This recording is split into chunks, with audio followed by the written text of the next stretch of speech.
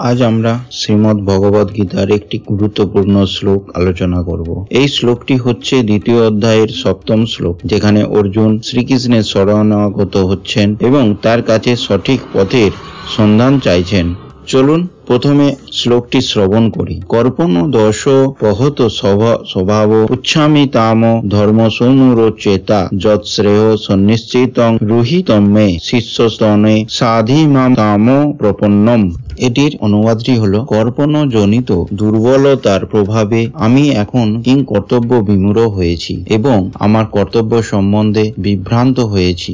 এই অবস্থায় আমি তোমাকে জিজ্ঞাসা করছি, এখন কি করা আমার পক্ষে শ্রেয়স্কর তা আমাকে বলো। এখন আমি তোমার শিষ্য এবং সর্বতোভাবে তোমার শরণাগত। দয়া করে তুমি আমাকে নির্দেশ দাও।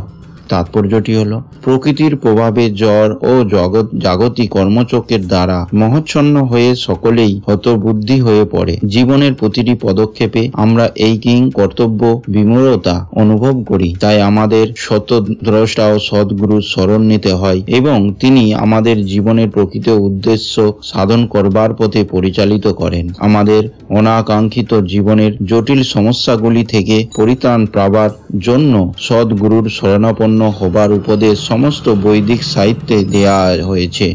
জ্বর জাগতিক ক্লেশ হচ্ছে দাবানলের মতো, যা আপনা থেকেই জ্বলে ওঠে। এই আগুন কেউ লাগায় না।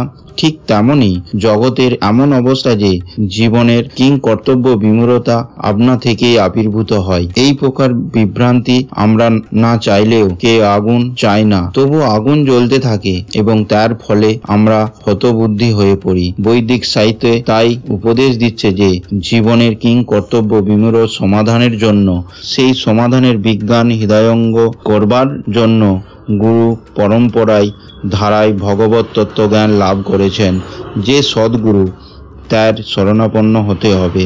যে ব্যক্তি সদ্গুরু তিনি সর্ব বিষয়ে পারদর্শী। তাই জড় জগতের মোহের দ্বারা আবদ্ধ না থেকে সদ্গুরুর শরণাপন্ন হওয়া উচিত। এটি হচ্ছে এই শ্লোকের তাৎপর্য। জড় জগতের মোহের দ্বারা আচ্ছন্নকে যে মানুষ তার সমস্যাগুলির সম্বন্ধে অবগত নয়, সে হচ্ছে মোহের দ্বারা আচ্ছন্ন। বৃহদারণ্যক উপনিষদে 3 আর 10 মোহচ্ছন্ন মানুষের বর্ণনা করে বলা হয়েছে, যো বো এতদক্ষরং গর্গ বিদন্ত শ্লাল লোকত প্রতি সকৃপণ। যে মানুষ আর মনুষ্য জীবনের সমস্ত সমস্যার সমাধান করে না এবং আত্মতত্ত্ব উপলব্ধি না করে কুকুর ও বেড়ালের মতো এই জগৎ থেকে বিদায় নেই, সে হচ্ছে কৃপণ। এই মানব জন্ম হচ্ছে একটি অমূল্য সম্পদ, কারণ জীব এই জন্মের সৎ ব্যবহার করে জীবনের সমস্ত সমস্যার সমাধান করতে পারে। তাই যে এই অমূল্য সম্পদের সৎ ব্যবহার করে না, সে হচ্ছে কৃপণ। পক্ষান্তরে যিনি যথার্থ বুদ্ধিমত্তা সহকারে মানব জন্মের সৎ ব্যবহার করে সমস্ত সমস্যার সমাধান করেন, তিনি হচ্ছেন ব্রাহ্মণ।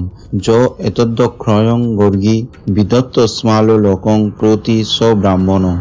যে কৃপণ সে পরিবার, সমাজ, দেশ, জাতি আদি জড় সম্বন্ধে প্রতি অত্যাধিক আসক্ত হয়ে তার সময়ের অপচয় করে। মানুষ প্রায়ই এক ধরনের চর্মরোগের দ্বারা আক্রান্ত হয়ে স্ত্রী, পুত্র, পরিজন সমন্বিত পরিবারের প্রতি অত্যন্ত আসক্ত হয়ে পড়ে।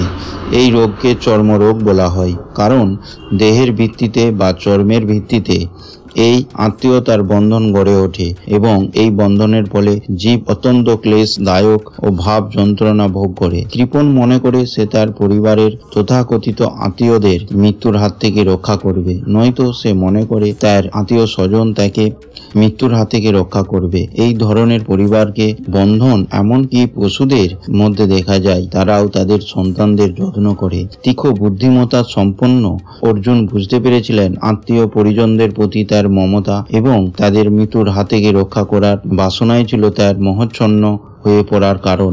যদিও তিনি বুঝতে পেরেছিলেন তার যুদ্ধ করার কর্তব্য তাকে সম্পাদন করতে হবে, কিন্তু তবুও কৃপণতা জনিত দুর্বলতার ফলে তিনি তার সেই কর্তব্য সম্পাদন করতে পারছিলেন না। তাই তিনি পরম গুরু ভগবান শ্রীকৃষ্ণকে অনুনয় করেছেন তার এই সমস্যা সমাধান করার উপায় প্রদর্শন করতে। তিনি ভগবান শ্রীকৃষ্ণের কাছে তার শিষ্য রূপে আত্মসমর্পণ করেন। শ্রীকৃষ্ণ তিনি আর বন্ধু রূপে সম্ভাষণ করছেন না। গুরু ও শিষ্যর মধ্যে যে কথা হয় তা অত্যন্ত গুরুত্বপূর্ণ এবং এখন অর্জুন তাই গভীর গুরুত্বের সঙ্গে পরম গুরু শ্রীকৃষ্ণের সঙ্গে পরম তত্ত্বাদর্শনে আলোচনা করতে চান।